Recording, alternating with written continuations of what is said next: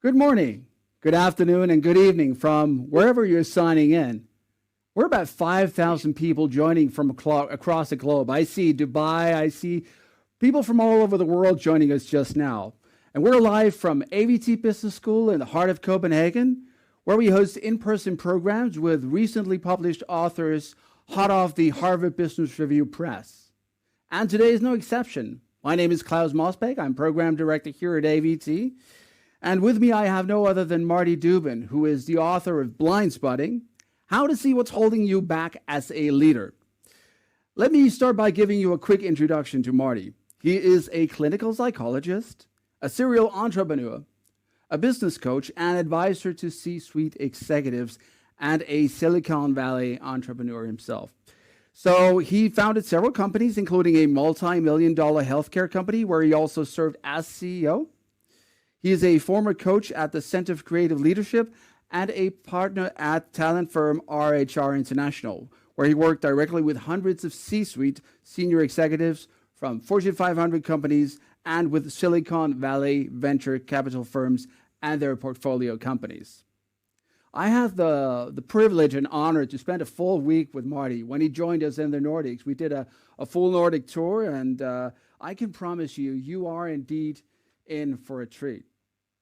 So today we're going to dive into Marty's framework, and he has a slide deck which I'm going to help him advance. It's packed with tools and insights, but ideally I want this session to be interactive. So the way that you can interact is, first of all, let us know where you're signing in from in the comments section. So there's a chat section. That's where you can let us know. If you have any technical issues, my colleagues will be on hand for tech support. They'll address that there. If you have any questions for Marty, head over to the Q&A section. I'll be looking out for your questions. I know the flow of the slides, and I'll try to address them once they come in. So the book covers everyone's favorite topic, namely ourselves. And it's both a fun and a fascinating read. So reading your book, Marty, it's a bit like watching an episode of the HBO hit series Succession, where a CEO calls you in to figure out who should take over the reins of the family empire. And it's really almost like a suspense novel, but I know that you didn't write this to be a suspense novel. So tell me, Marty, why did you write Blindspotting? Well, first, thank you for the opportunity to be together with you again, Klaus. As you said, I had a great time in the Nordics, and you were instrumental for all that kind of happening. And that was actually the first launch of the book, which was back last July or August. And I wrote the book. As you mentioned, I had an unusual career, and during COVID, as we were all kind of sitting on our couches, I was starting to think about what was the through line of my career, helping patients as a psychotherapist, running a business, and then doing the coaching. And it really, when I thought about it at the at the highest level, it was really all about self-awareness, helping people be more self-aware. And when you're more self-aware, you can just be more deliberate about how you use yourself as a instrument, certainly at work, and in all parts of your life. And so that's really the springboard for the book. And as I thought about, and we'll talk about some of the aspects of people, I had to really think about, how I helped people. What was I really helping them become aware of? And so all of that kind of led to the model that we'll talk about and the different aspects of where blind spots exist. Wonderful, Marty. And what I also like about this book, there's a saying, don't judge a book by its cover, but I actually think this is a book that you can actually judge by its cover. First of all, I love the cover and I love the title. I think it's one of the best titles and covers out of HBR Press for years. I know you had sort of a eureka moment about the title. Just if you could just share the small anecdote with me. How did you come up with the Blindspotting title? Yeah, so I had a long working title that had psychology in it, and I don't remember all right now, but it probably would have filled the whole book cover. And I was just on a walk, and this was probably, 9 months into writing the book, and I just kind of the same thing. I just asked myself, what's my book all about? And I was thinking about the self-awareness, and I don't even know where it came from, but it's about blind spots, and I'll call it blind spotting. And it just hit me. And I love the cover too. Our daughter is a graphic designer for book companies. She worked for a number of book companies, and I was kind of telling HBR, you're going to have to do a good job on the cover because my daughter's going to evaluate it. And they hit a home run the first time, so we didn't need to make any changes. That sure is. But let's go just beyond the cover, though wonderful it is, and let's start with the definition. So, can you tell me? You're talking about blind spotting is about self-awareness. What exactly is a blind spot? Yeah, we are not as self-aware as we think we are. Whenever I would meet with an executive, and I would typically, interview people about them. They would say, I'm really self-aware. I don't think you're going to hear much that I don't already know. And my job was to find things they didn't know, and that really wasn't that hard. So we are not as self-aware. And, it's interesting, actually, the way that AI has built large language models is very similar to the way our brain works, that there's so much information out there in the world for us to pay attention to, that we end up having to filter things in and filter things out, and we develop automatic patterns of how we respond to the environment. If we sat and had to deliberate all the time about what we were thinking or doing, we wouldn't get anywhere. So we develop all these automatic responses based on the patterns that we've recognized in the past of how to solve just the things in life, and using our own basic inner personality characteristics to do that. So we don't have a video camera looking at ourselves as we're doing all of that. And those are the blind spots, the parts of ourselves that we're acting automatically, that are out of our awareness. And most of the leaders, our automatic responses, if you're a successful leader, they work 80 or 90% of the time, but the blind spots are that 10 or 15% when you're behaving in your automatic way, and it's actually deleterious to the outcomes you're wanting to achieve. Makes a lot of sense. It reminds me, I was at an Impressionist museum this weekend, French Impressionist, where I was trying to explain to my daughter what is Impressionism, and you can actually see there's a focus in the middle, and then everything else is blurry. And I know you have a slide here coming up, how your brain builds those blind spots. So maybe you can talk a bit about that. Well, yeah, that's kind of what I was just referencing, that we do build those blind spots based on just the way we navigate through the world, the way we're filtering things in and out. Every night when we go to sleep, our brain prunes the neuronal connections that are just not important. And so we determine what's important. And that's based on how we see ourselves, who we think we are, and what's been successful in the past.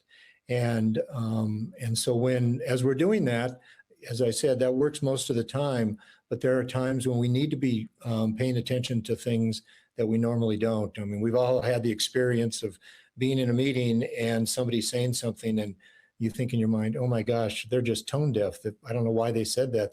It was totally off subject or out of sorts of what was necessary in the meeting. And they were responding just based on the normal pattern recognition and not being aware of that the context was really requiring something different. Thank you, Marty. And so I have a wonderful blind spotter at home, my wife. And I think one of the pieces of advice you also gave was, if you want to try and find out what your blind spots are, maybe start by asking your spouse. So she is a professor in social psychology. You're a clinical psychologist. So many believe that we have sort of a core identity. So my question to you is, do we have a core identity, and is it fixed, or can we change? Yeah, those are the central questions I really felt I had to answer in the book, and that I had to answer every day I was meeting with a new person. And I think every coach has to have some answer to those two questions. What is stable in the personality, and what can change? And then if things can change, how do you go about changing them? And so the book is really built around answering those two questions of what's stable and what can change. And and I think that maybe I'll ask your audience. There's an interesting research survey that's done oftentimes. If you ask people, and I'll ask the audience, are you the same person that you were, say, 10 years ago? Would you say that you are pretty much the same person, or that you have changed a lot? And when researchers ask that, about 2/3 of the audience would say, I've changed quite a bit. And then interestingly, when you ask the wife, the friends, the spouse, the family members, has Claus changed over the last 10 years? The answer typically is, not so much. And so that's what we're going to talk about today, because both of the answers really are true. Some parts of us do not change. And so that's really important to get to know what those are, because, you're wasting effort if you're trying to change some of the things that are just hardwired inside you. But there are parts of us that do change. And I know just to give one quick example, I know you told me about one thing that you had been working on to change. And in terms of your kind of very social, extroverted personality. And that's where people can change. We can always change our behavior. We may not be able to change some of these core hardwired things, but with self-awareness, we can change our behavior. And one of the things that you've been working on for many years is also as a coach. And I think for anyone who's had a professional coach, say within sports, they know that they can just come and help you, let's say, adjust your swing or whatever your technical issue might be, so they can see you from the outside. You, of course, can't see yourself from the outside. So you're advocating a lot for coaching. So why should we consider getting a leadership coach, and what can this do in regard to blind spotting? Yeah, self-awareness and blind spots. There's the catch-22 in the book, right? If they are blind spots, how can you know what they are? And there are some ways we can become more self-aware, and we'll talk about that a little more. But clearly, the best way is through feedback, and through feedback of others. And coaching is different than being a psychotherapist, in that coaching is very much focused on performance. And the metaphor of sports fits well in business because it's very much performance oriented. And if you think about athletes, the further an athlete goes, the more elite the athlete, the more coaching they get. Everything is scrutinized about their day and their performance on the field. And videotapes, Monday morning quarterbacking, all sorts of things. And I'm certainly not advocating for that much feedback for all of us in the workplace. But being able to get feedback does help you be able to adjust and make changes. And the point is, these are small changes. I think some people don't get coaching because they have this sense of, well, I am who I am, and I'm just going to be who I'm going to be. And I don't want to transform myself. And I've never transformed anybody, nor could I, or would I, or should I, or would you want to be? So these are about making small changes. You can change that grip on the golf club, a 1/4 of an inch, and you get an extra 10 yards on your drive. And that's what we're talking about. Small changes that create feedback loops in your environment that end up making changes in your outcome. Makes a lot of sense, Marty. Thanks. So let's shift gears a bit and talk about leadership traits. How do you define leadership traits, and in what is your experience on what are the traits of truly great leaders? Yeah, so this is one of the 6 areas in my book, and I'll show the model here a little bit later, of this. One of the 6 areas where blind spots occur, and this is probably the most, I think, accessible and familiar to most leaders, because most leadership talks about traits. Now, traits are not everything about us. We have emotions and intellect and motives and behavior and other things, as we'll talk about. But this is a great place to start. And many of your audience has taken Myers-Briggs or some others type of test, and those all are trait tests. So they have to answer that basic question we talked about: what's stable and what changes. And I think what's good about those tests is they begin to create some self-awareness about who you are and what, how you tend to be, what your personality is, and that other people are different from you and from each other, and trying to become aware of that. Where they fall down is they really don't deal with what changes and what's stable. And of course, there's not just 10 or 12 or 24 types of people. We are all endlessly unique. And so we need to begin to think about what, and psychologists started to have looked at this point about what traits are stable. And many people in the audience might be familiar with the big five. We have a slide on that. And so the big five, these are traits that, looking at about 4,500 different adjectives, traits are basically adjectives that we use to describe ourselves. What traits from psychological research tend to be stable over time and stable within the person? And it really, these five are the ones that kind of rose to the surface. So it's a good place to start to think about where you are, where's your set point on each of these big five. Each of these are a continuum, introverted to extroverted. So where are you on that, on that continuum most of the time? And that's probably going to be where you're going to be most of your life. You can probably, move around a little bit within a little frame around that set point. But goodness, only five? We have thousands of traits and these traits combine with each other. So it's a bit of a start to say, where am I on these five? And it's a place for us to kind of get a little bit of an understanding. And we should do that. And that will help to find if you have blind spots, if you're acting extroverted most of the time and you're talking a lot and that's who you are. Well, that can be a problem in meetings when you should be talking less. And so you need to kind of be aware of your own internal trait there and be able to figure out when to kind of, move it back and forth and change your behavior. And then we have a slide on the number of, on just lists of leadership traits. And, you all in the audience can think about great leaders that you've worked with and what traits you might think of to describe them. And again, these are all helpful and all interesting. But at the end of the day, it's really about who you are, and really being able to interview yourself and figure out kind of what are your traits and where do you sit on your particular traits. All right. Thanks, Marty. And also thanks to your colleague, Lauren, who tells us that the slides do appear a little bit green. So we do apologize for that. We had a small technical glitch before we signed on. So I'm advancing the slides, but I think we'll be able to share the slides afterwards with the participants. At least there will also be a recording of this session. I know people have also asked about that. So we have an interesting question here from the chat. So I'm 49. I'm reaching 50. I know you're a wee bit older than me, Marty. So the question is here, is there an age or plasticity aspect to being able to change once we realize our blind spots? So, as we get older, the plasticity stiffens in the brain. So can you teach an old dog new tricks?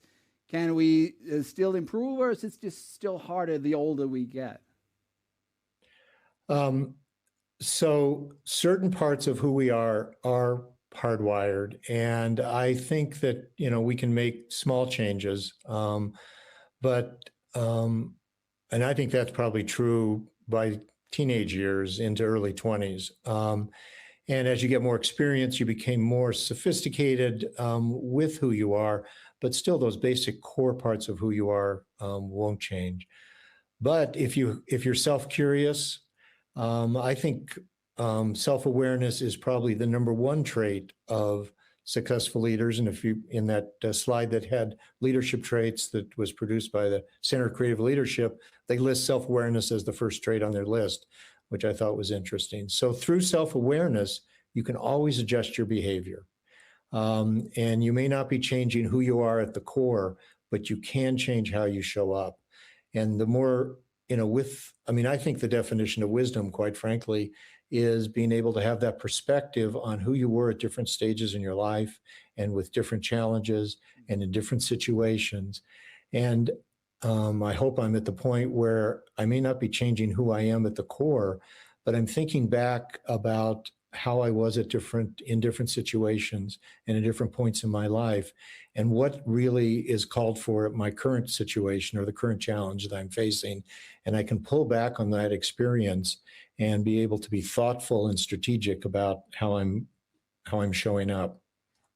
Let's double click on the strength issue. So we always hear Yeah. the advice, play to your strengths, but it's also, it seems like maybe it's a balancing act. Strengths versus weaknesses, are they connected? And if so, how? Yeah, so a typical thing that a coach does is do what's called a 360 feedback, and I would interview people about to the leader.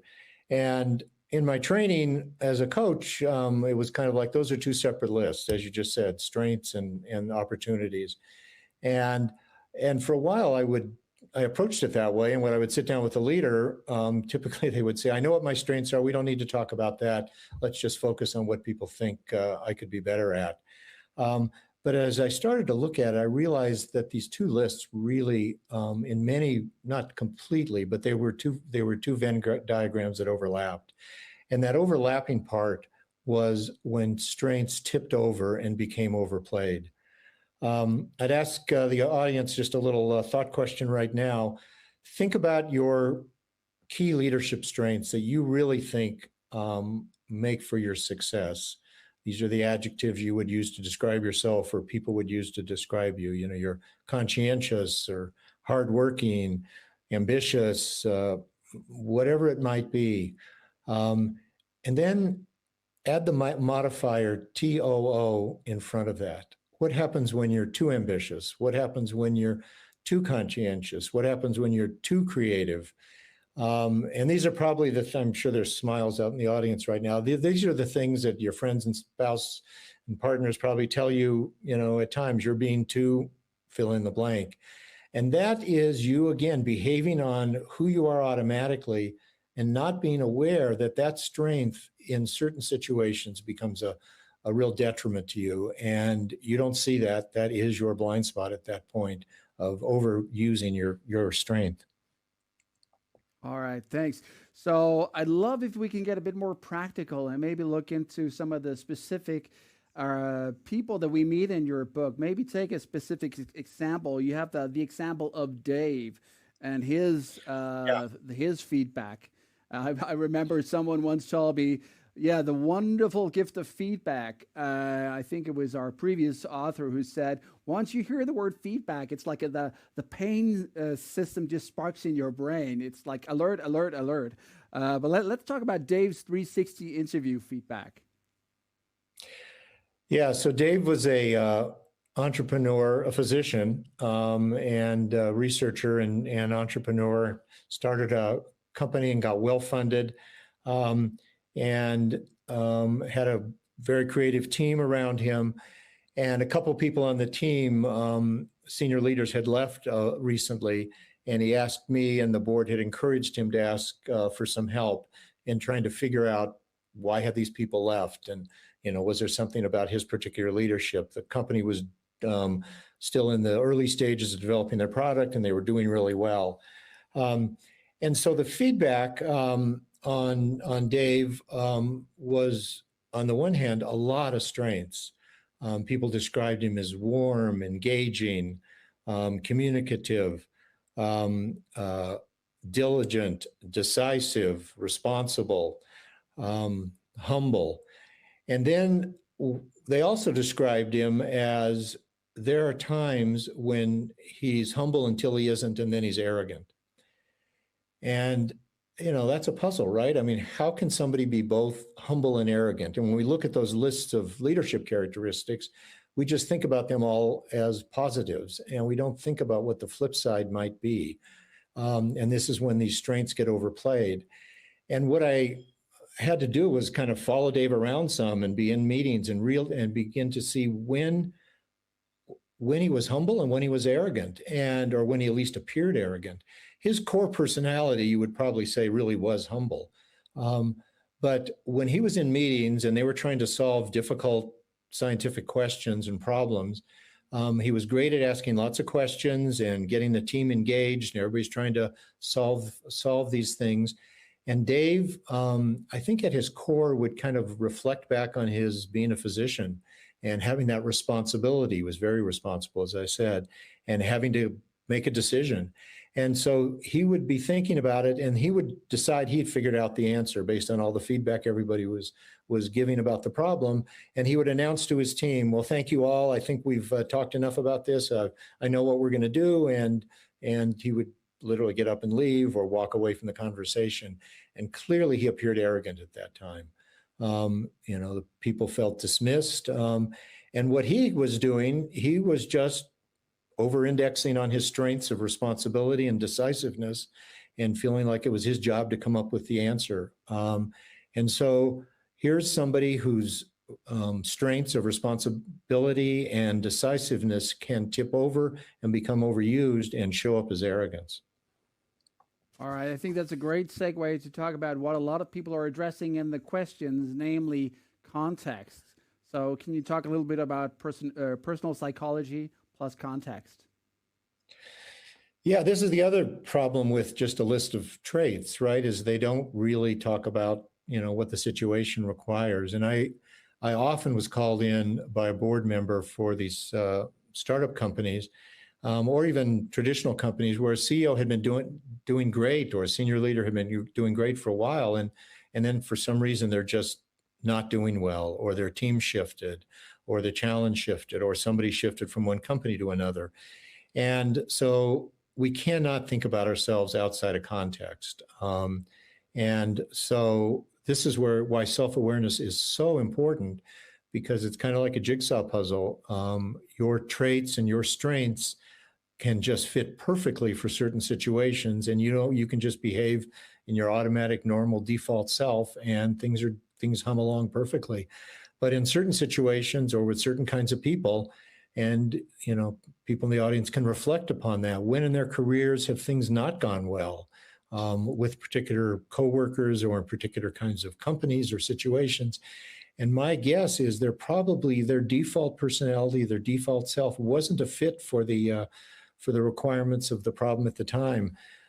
Just quickly, story for myself. On those big 5 characteristics, I would score high on the agreeableness category. And the other end of that is, contentiousness. And we managed the behavioral health care for large insurance companies and would enter into contracts with them, and set a rate based on the past history of the expenses and the utilization of mental health services in that insurance group. And we realized in one contract we'd gotten into that they had given us bad data to set our bid on in the beginning. And we were 3-4 months into the contract and losing lots of money. And approaching that as my agreeable self, I went to the contract person at the insurance company and said, well, we really have to talk and think about renegotiating the rates. And I was sharing quite a bit about what we were finding, and got really nowhere with that. I mean, the answer was, hey, we have a contract, come see us in 9 months when the year's up. And my partner said, my co-founder said, we've just got to sue them. And I was like, you've got to be kidding me. This is a client. This is one of our largest customers. How can we, be suing them? And that was the right answer. And so that context called for being a wartime CEO, not a peacetime CEO, like I was approaching it. And I think, just one more quick example. Think about, COVID and how you responded during COVID. If you were extremely extroverted, I would imagine COVID was, excuse me, more difficult for you than somebody that's introverted. And thinking about those big 5 characteristics. Think also about what we're all beginning to consider and be either excited or worried about with AI. If you're on that big 5 openness to experience on the high end of that, maybe you're just super excited about AI and you're going full in on your role in that. If you're on the other end of that continuum, you're dreading it and you're concerned about how it's going to be changing your life. And so here again, context matters a lot, and being self-aware can begin to give you a sense of how you may need to adjust yourself. Yeah, as you talked about in the book, there is so much in life and in business that we can't control, but we can control how we show up. I'm sure the Stoics and Stephen R. Covey would definitely agree. What is your circle of influence, and how you react to what's happening? That's where you can leave a mark. Right. All And right, so let's with this, I was just going to say, go with ahead. self-awareness, with self-awareness, it prepares you for thinking about how you can show up. If you're just that last example with AI, I mean, if you know where you sit on that continuum of openness to experience, and now you're going into a meeting that's all about AI, you can begin to say, wait a minute, I need to be open more than I usually am. Otherwise, I'm going to be just agitated in this meeting, and my emotions are going to take over. So we can be very deliberate about and strategic about how we show up. All right. Let's go into the specific model of the book. And for me, it was very revealing to look at it, because identity, what is identity, and what is your true self? These are all so vague words, but you really made it tangible. There's really a model here that makes the invisible visible in this model. So could you talk us through the Blindspotting self-awareness model? Yes. So this is, I've got, each chapter begins kind of with this diagram, and then focusing on one of the 6 areas in the model. And so this is what I was talking about earlier. Excuse me. About those 2 circles in the center, your motives, and then the next layer with your emotions and your intellect and your traits. These are the things that are hardwired, and that you have little opportunity to change, but it's very important to become aware of these, because what you can change is how they show up in your behavior on that outer rim, and how they show up in your identity on that outer rim. So this is back to that original question of, what stays the same and what changes. Those inner things probably stay the same, but how you exhibit those, you can make changes. So if you are, hardwired on one end of things, but you've changed your behavior enough of how those show up, people experience you as not so extreme in a particular dimension, as much more well-balanced. And it's just you kind of working at that and being diligent about how you show up. So I'll go through each of these in a little, give a little picture of them. And, we might be able to hit on a couple of these. Let's go to the motif blind spots. Yeah, motive. So this is why traits are not enough. Traits don't cause you to do things. Traits are, like, it's the color of the car and the doors and all those characteristics, but the engine is what's driving it. And the motives are our engine of what drives us. And this is the why question. Why did you do what you did? This is the hardest for us to get a hold of and be able to understand, what is motivating us. The royal road to that is through our emotions. If you walk out of a meeting and you're just feeling elated and super excited, some motive probably got satisfied. Something that's very important to who you are got satisfied, and you're feeling really good about that. If you walk out of that meeting and you're frustrated and having some difficulty, probably some motive was blocked in the meeting. Somebody cut you off when you were talking, or the meeting decision went a different way than what you wanted.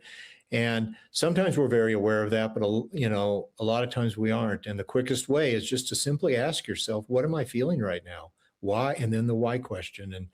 And root analysis that many people in your audience are familiar with in terms of trying to discover problems at work. There's one technique called the 7 whys, and that's the same kind of thing that we need to do here to discover our own whys. Why are we feeling the way we are? What's really motivating us? And so one place to start is the psychologist David McClellan, quite a long time ago, organizational psychologist at Harvard, talked about 3 core motives at work. the motive for affiliation, motive for power, and the motive for achievement. And we all, again, have set points on those that are probably built in for genetics and early life experience. And you should think about that. And you can get feedback from others about how they see you on those motives. If you have a strong affiliative motive, you're socializing at work, and interpersonal relationships are highly important to you. If you've got a power motive, it's about, moving yourself along and getting more and more control over your environment and your situation. If you've got an achievement motive, it's about getting things done and feeling that personal internal sense of achievement, not the pat on the back, but the internal sense. Now, we all have all of those, and they're probably all helpful in all sorts of situations, but and we have lots of other motives that are more personal and idiosyncratic to who we are. But those three core universal motives, if you're under stress, what happens under stress is things become narrowed, and we focus in on who we are at a very deep core. And you've got a deadline due on Friday, and you're high in achievement motive. The door's closed in your office, and your head's down, and you're working on getting your work done, and you're not socializing, or you're not paying attention to the other power dynamics. So again, being aware of yourself and aware of the situation is hugely important.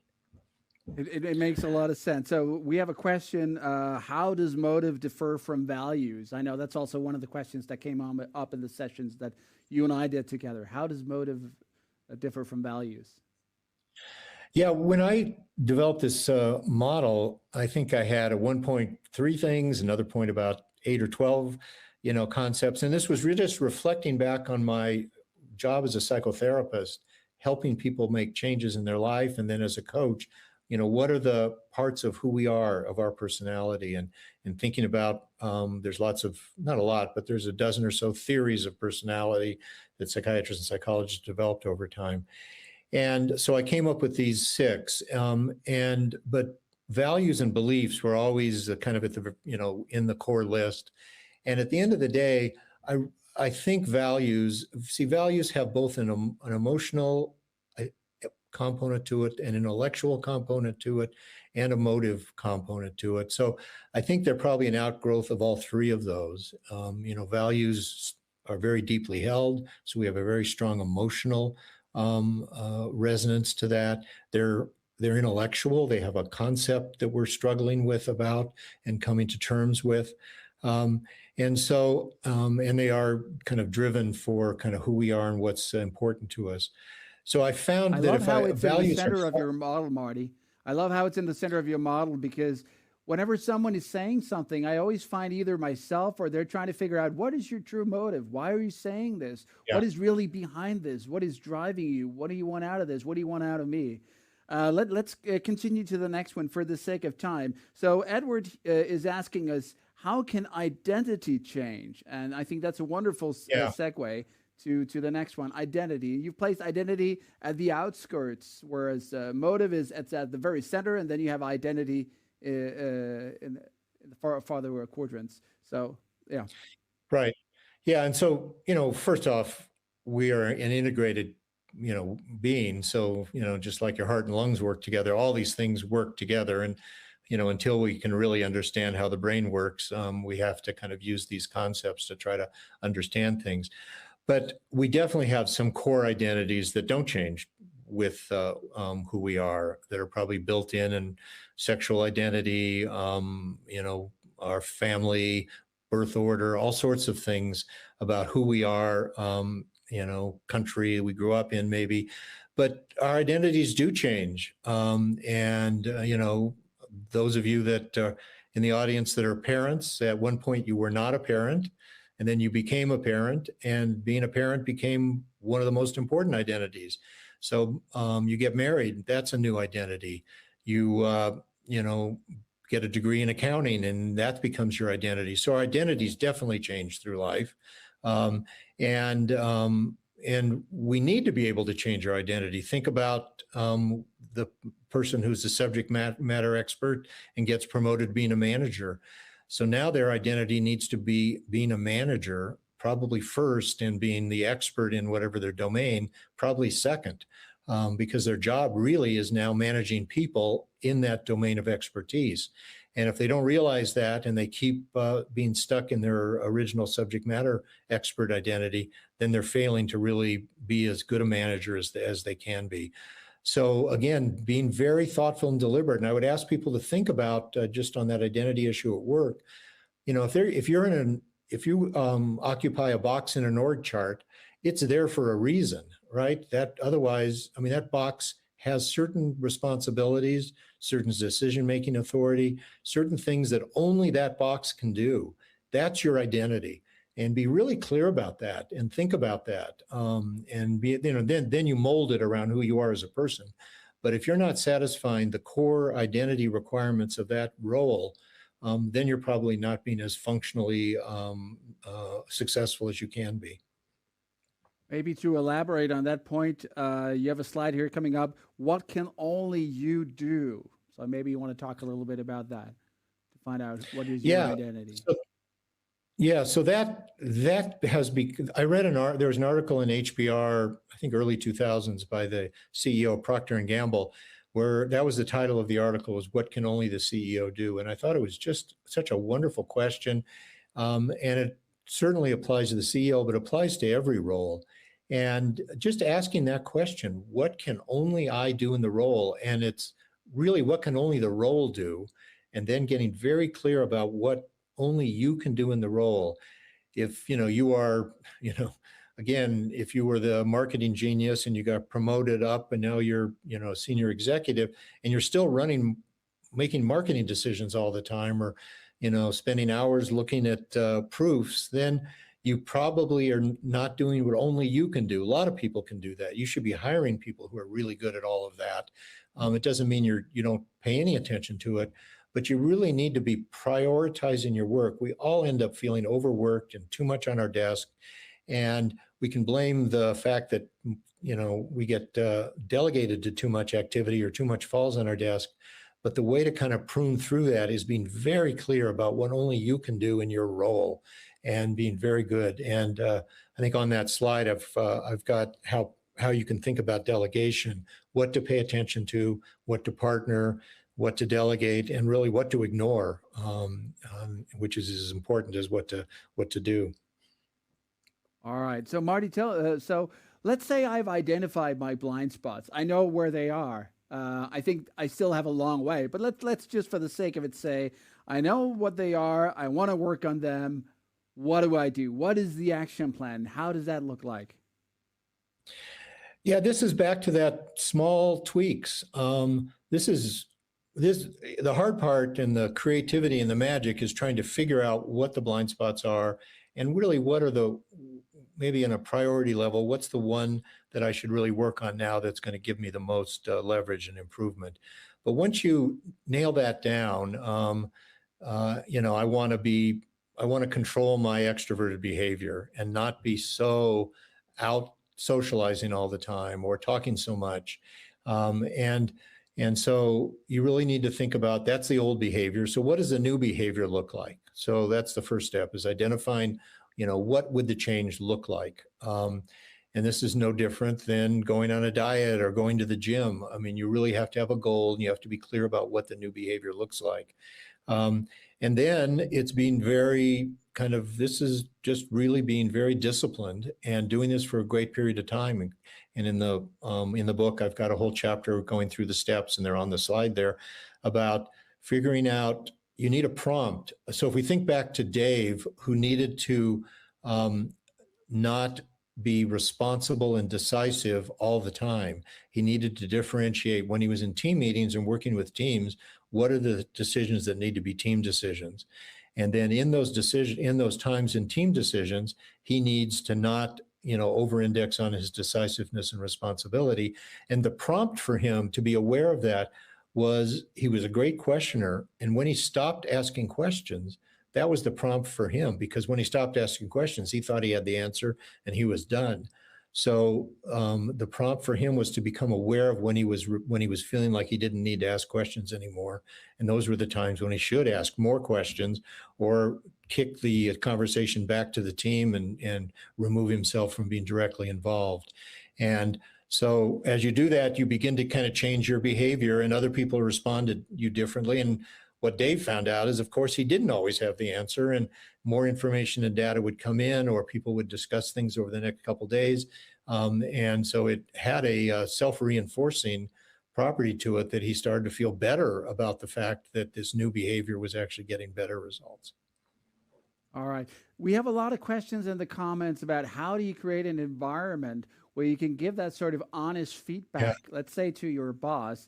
And I know we have a slide coming up here about, is Blindspotting scalable? How do you address this on an organizational level? Because it's not, just an individual issue. We all have blind spots, as you mentioned.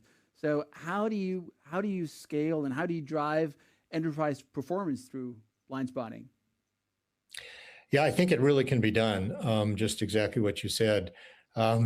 So one thing that happened when I was giving those talks with you in the Nordic countries, I would invariably get somebody who would come up afterwards and say, I've got somebody on my team that really has blind spots, and can you help me figure out how to talk to them about their blind spots? And my immediate response is, well, have you talked? Well, no. First is, have you talked about your blind spots? And it really has to begin with the leader. You have to create that environment where feedback is, you don't have that pain that your other author maybe talked about, that it's seen as a gift, and it is seen as we're all trying to get better. I mean, that's what sports athletes are doing. They're looking for feedback from their coaches and other players so that they can get better. And this is not a failure. The word weakness is not in my book. And I really talk about gifts and gaps. And this is, just as I talked about earlier, this is the way our cognitive system works. We have blind spots, and we're going to die with our blind spots, but we can get better at shrinking them and becoming aware of them. But this shouldn't be seen as a moral failure or a judgment. And if the leader can create an environment by going first and saying, I know I've got some blind spots, and here's a methodology we're going to go through. I'm going to go through, and I want all of you to kind of help me with this. And there's a way to use HR and other leaders to be able to really make this a culture in the company. And these are the companies that really do well. There are individual blind spots. There clearly are team blind spots. There clearly are corporate cultural blind spots. This is, self-awareness and feedback is the gift to really, make us all feel better as a team and as individuals. Wonderful. And I do apologize to the viewers. Some of these slides has a lot of text, and we didn't hire the great Hulk for this green layout that we have on the slides. I know it makes them a bit unreadable, but I think we're going to be able to share some of the slides with the viewers afterwards. One of the things I also love is the extension of the book into the digital world. So you've actually developed a tool, an assessment that you can take. And people, they've been asking about the QR code in the right-hand corner. We're going to get to that in a second. We're also going to send the link to the self-assessment.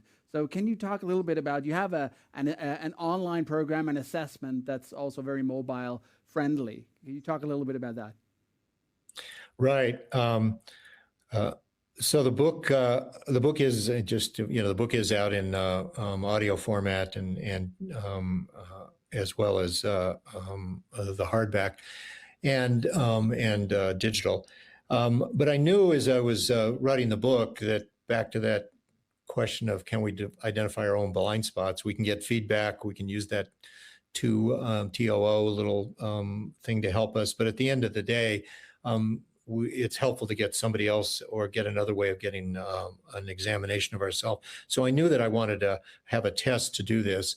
So as I was finishing the book, I went to some psychological test companies and found a partnership with a company called Behavioral Essentials that had been using a psychological test that's been around for a long time, called the adjective checklist. So it's one of the tests that probably has the most usefulness and utility and reliability and validity, just because it's been around for such a long time. And we were able to use that test that just takes about 10 minutes for you. You basically go through a bunch of adjectives and just click on the ones that you feel describe you, and it'll come back with a report of where you are at risk for blind spots. One of the things as a psychologist and using assessments in my work is most personality assessments in leadership are very broad, are comprehensive. I use the Hogan's a lot, and it's a terrific test. But there's a lot of data in there, and it really does require a psychologist or trained person to be able to interpret that for the leader. And I would often get leaders just say, "Can you just give me one or two things here? There's just too much information." So I wanted a test that was more like a lab test. You're high here, you're at risk for a problem with this particular thing.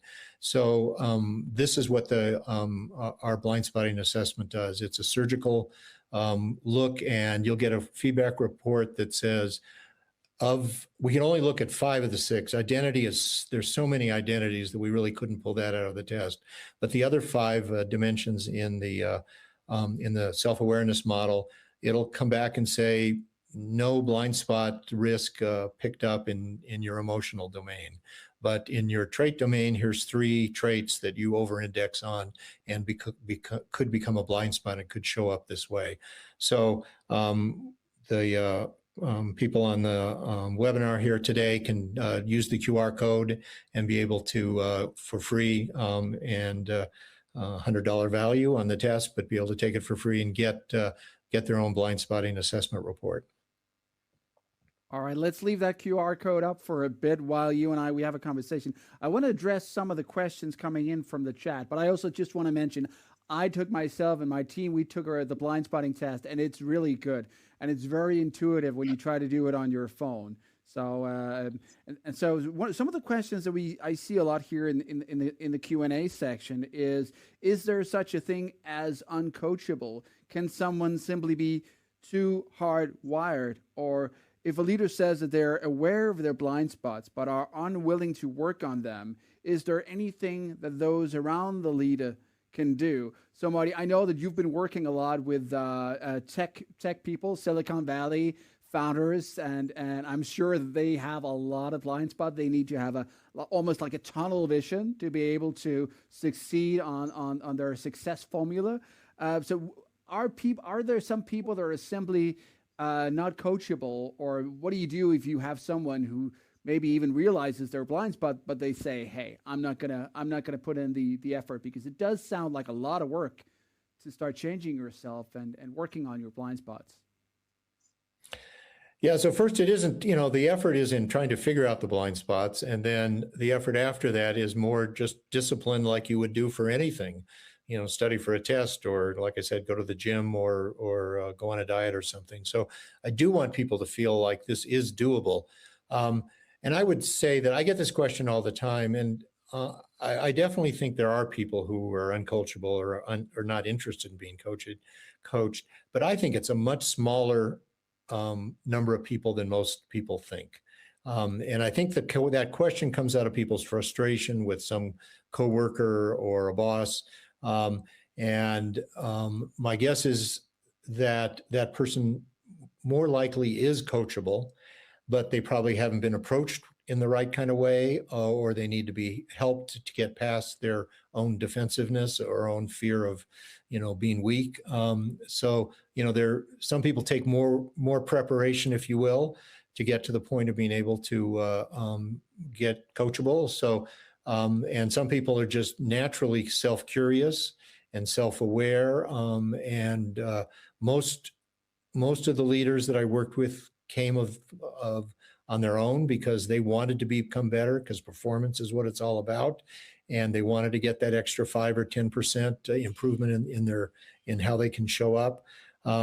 So I would encourage people to think about, how to approach people about improving themselves and getting better. I worked with one leader who really just was not self-curious. And he basically just says, "Can you just tell me what to do?" And I ended up doing that, creating a behavior change. And it worked to a small extent, but it didn't last because he just wasn't curious enough and motivated enough to make the changes on his own. So it does require some motivation and some self-curiosity. All right. So one of the questions that I see in the Q&A section is on the diversity of the people that you've coached. I see there are a lot of both male and female names in the books. I also know it's not all just tech companies. They do come from various different industries.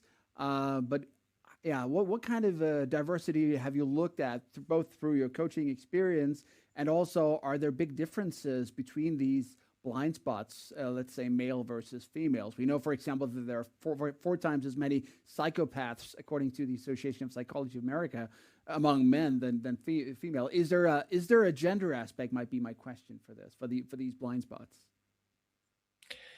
Yeah, first off, I've worked with people in, traditional big, when I worked at both CCL and RHR, that was with big multinational, US based, tended to be multinational companies, Fortune, 1,000 companies. So a lot of experience there, as well as in Silicon Valley. The Silicon Valley experience, because those people were, had not as much kind of career experience in business, they were, quote, less well-rounded, if you will. And so their blind spots and their strengths and gaps were just more apparent. And I think it was helpful to me in being able to kind of develop this book. It's more sophisticated, I think, in larger companies, because you need to be more well-rounded to be able to, and not a psychopath and not extreme in things, to be able to move up companies. People get hired for their hard skills and promoted for their soft skills. But in term, I worked with people one at a time, so I'm not a researcher. I can't really say that, I didn't conduct any studies on gender or nationality or ethnicity or anything else. But at the end of the day, people are people. And so that's, and psychology is psychology, whether you're, in Bangalore or whether you're in Seattle or wherever, and whether you're male, female, or if you're 20 or 60. And so the core elements in this book are about all of us as people. And at the end of the day, that's what's most important, is for you to get to know yourself. And I'm not trying to design self-awareness for males or females. It's for individuals. All right. Thank you. That I think we're just about out of time. That concludes our session. So, Marty, you're based in the U.S. We're based in Europe. So if you want to work with Marty and his team, I encourage you to reach either out to Marty or myself. If it's US based, I know you have a lot of online coaching programs as well with the Behavioral Essentials. I would urge you to take the test. We're also going to send out a link to the test in case you didn't get a chance to use your phone for the QR code. We'll send out the link to the recording after the session, along with a link for the Blindspotting test. So, Marty, maybe just a final question for you. I loved how this book was narrative driven. I listened to this as an audio book, and I really loved it. Is that the best way? Should you read from cover to cover, or can you jump into each of the specific parts of the blind spots? Yeah, this book is story driven, and because I think that holds our interest more. But at the level, it's about individual uniqueness. And so the only way to really convey that is not through conceptual slides, it's through individual stories. And I think as people read the book and as they've talked to me about the book, mostly they kind of remember the stories and then can extract the learning from that. And I think, I talk about in the book, actually, you can read the book kind of cover to cover and maybe take some notes about or highlight things that were of interest to you. Or maybe you're in the identity chapter and you say, oh my God, this resonates so much to what's going on for me. And maybe you want to stop there and create your action plan and think about what your blind spots are, that are getting stimulated by whatever chapter you're in. And the other kind of, maybe that leads to one other question people ask is, where should I start? And as I said, all these aspects of us interact with each other. And so start where you feel the most resonance. Where something really clicks for you and you're motivated to kind of take a look at that. And you can reach me through blindspotting.com. I also have an author website, martindubin.com. But through blindspotting.com, we have all the services and lots of videos and more content on there for people that want to explore this some more. All right. Thank you so much, Marty. I hope this resonated with all of you and that you also extracted knowledge from this session. Thank you all for being such an engaging audience, and we hope to see you again for the next session. Good day.